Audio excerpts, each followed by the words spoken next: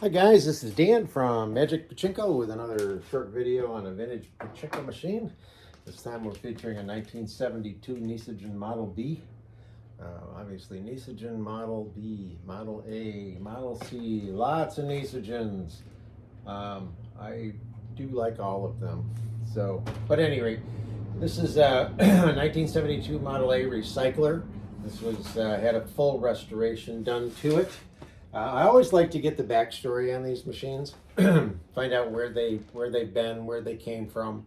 I forgot what the customer told me about how this came into the country, but what she told me recently is it's been stored in their house for 50 years and never worked, or probably hasn't worked in a long time, or we forgot how to work it, one or the other. But the point being is that it sat unused for 50 years, and now it's back into it's a beautiful condition, and it's going to be used again by the families, which is one of the reasons why I do what I do, because I love to see these machines get back into circulation, so to speak. So again, full restoration, new play field, all the wood cleaned up, polyurethane, all the guts stripped off, cleaned up, so on and so forth. So this one, there was one thing I had trouble with. What was it? I forgot what I had trouble with. Actually, this was in pretty good shape. I don't remember having much trouble at all.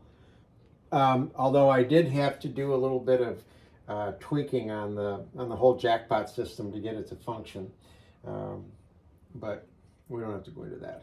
So full restoration. When you get ready to play these things, you're going to plug in the wall transformer that came with it and plug that into the pigtail.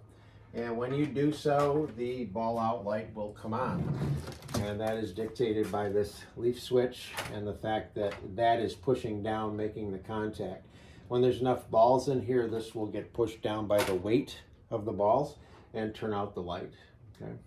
So first thing that you check on any Model A is to make sure that the ball dump is in the shut position. That's, yeah, okay, now I remember. So over in here, it's hard to see. I don't know if I can come in and you can see it, but it's right along this edge here, and it lines up with the holes on the front where they could push that little skinny rod through and then get this little piece here to tip one way or the other. All right. So if they tipped it, then what it would do is it would lift these brass fingers up and allow the balls to flow out of the machine. So you want to make sure that this portion is pushed up in the shut position. And when you look in here, the fingers are down, fingers are down in the track, down in there. And that's what keeps the balls, here, let me throw a couple of balls in here. That's what keeps the balls there. If it were the other way around, those balls would just roll right out and come out down here. All right. So make sure that's set first before you put any balls in. So you're going to take a handful, dump them in the upper feed tray. They go down the upper feed chute, down into the turnaround, down the little tube, and into the recycler tray. And then they'll form a double line under this metal cover and go into the jackpot. And that's where they stop, or that's where they should stop if this is in the shut position. I'll put another handful in.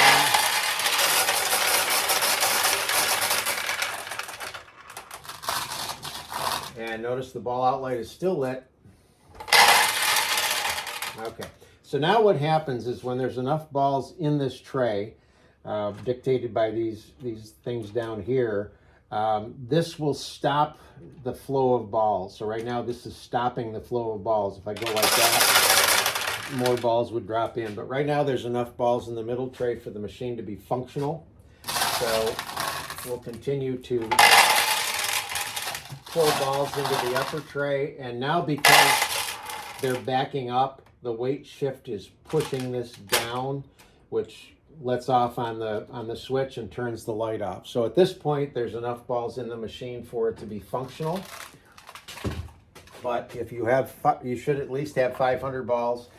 You want to put the vast majority of them right here. There's nothing that says you can't put more in here also, but as long as the machine is stopping you from doing so, there's enough in here for it to be functional. So put everything you got up here, and then you're ready to go. So we get this turned around. One of the things that I've been doing lately with the restored machines is I'm putting a little spacer thing. My son-in-law told me about these for a different use. It's just a little shim, a little ramped shim. So I'm just putting it underneath the foot with a screw to hold it in place, and that's enough just to tip the machine back a little bit. That's really all you want, is to have the machine leaning back just a little bit. So now you're going to put the balls that you're ready to play with in here, and you're ready to play Pachinko. As I've said before, when you own a Pachinko machine, you play two parts. You play the part of the Pachinko player from this side and the Pachinko owner from the back side. So as a Pachinko owner, if you will, it's your responsibility to fill this tray up, make sure the machine is set up and ready to go. And as the player, then you're going to put the balls in here. Now, one thing I did forget to tell you that you need to make sure of, and that's back here. This is the seesaw, this white piece of plastic. You want to make sure that it's not leaning down on the right side. If it were leaning down, then it would make the leaf switch and turn the jackpot light on. So if the jackpot light is on before you even start playing, then make sure you just tip it back to the left so that this side is up, this side is down, rather than the other way. All right. If you don't, what'll happen is you'll get a win, but the machine won't pay out because the ball will just hit and stay here. It needs to be tipped back like that. Okay, so bring this back around. Now we're ready to go. So when you play Pachinko, you want to get in the habit of bringing the launch lever all the way down. That will put a ball onto the launch ramp, and then just let it roll off your thumb. And we got a loser. And another loser. And another one. There's a win. So when you get a win, the balls that are held in the jackpot here, there's 14 of them. They tip, they come out here. The winning ball, the ball that you launched, will come back down here, and the light will go on momentarily. So let's see if we can get another win.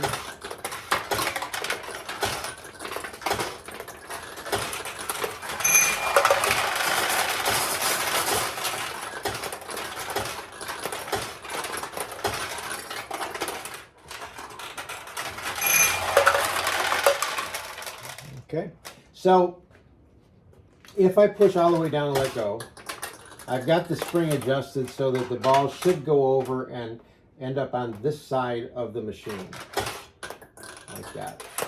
Therefore, if the tulip is open on this side, you go all the way down, let go, and you got a good chance of getting a ball in the tulip. Now, what happens if the tulip is open on this side, which it will be sometimes? You still want to go all the way down to make sure that it gets put on the launch ramp properly, but then you just want to let go just a little, and you can keep it on the left side of the machine.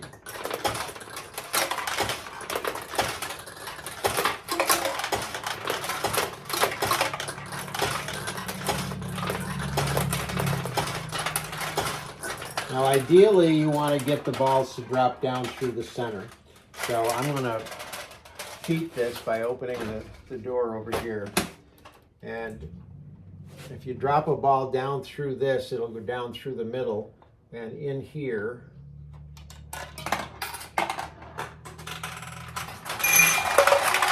So if it goes down on the left side, it'll open the left tulip. If it goes down on the right,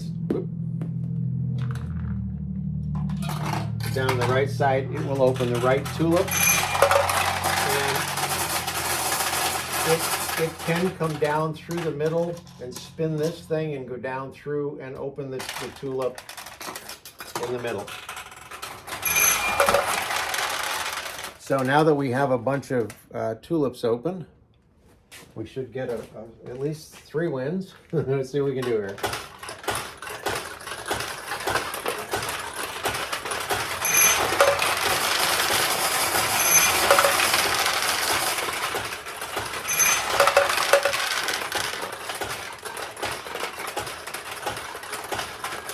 Well, we got our 3 wins because the tulips are open. Much harder to get the balls in when the tulips are closed, or you can get them in the pay pockets or down the center. But keep in mind, these things were set so that the parlor won, not the player.